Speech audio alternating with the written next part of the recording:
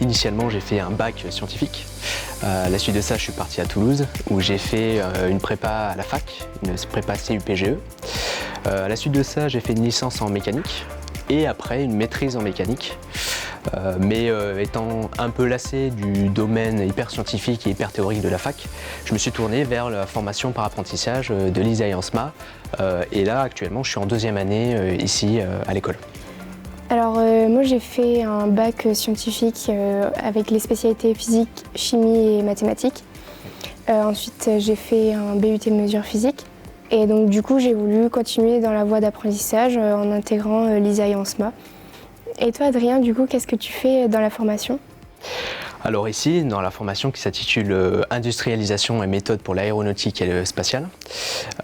Donc ici, j'ai la chance d'avoir beaucoup de cours associés au domaine donc, de l'aéronautique, du spatial. Mais pas que, on fait aussi des cours de management, des cours de finance.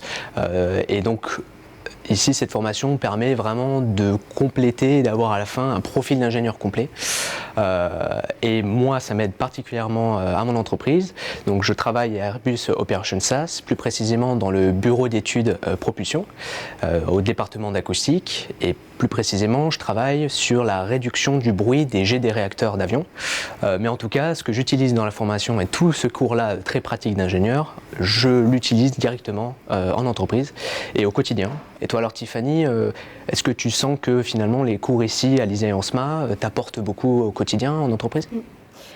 J'ai vraiment l'impression que les matières présentées à l'ISA et ANSMA correspondent à ce que je fais en entreprise. Donc moi je travaille chez Thales au bureau des méthodes. Donc c'est tout ce qui va être optimisation de postes de travail ou optimisation d'une ligne de production pour gagner du temps. Et pour toi, quels sont les avantages de l'apprentissage ? Alors ils sont multiples, il y en a plein. Déjà évidemment le salaire qui est associé à la formation par apprentissage. La chose qu'il faut avoir en tête, c'est qu'évidemment on ne choisit pas que ça pour le salaire, parce que l'apprentissage est bien plus riche que ça, en termes de cours, d'accompagnement administratif ou même au niveau pédagogique.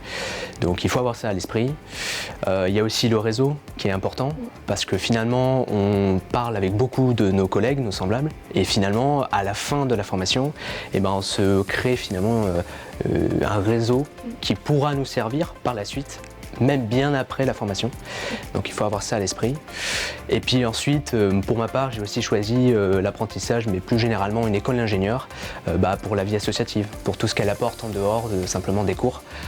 Et donc ça, à l'ISA et ANSMA, on a beaucoup de chance parce que la vie associative est très active.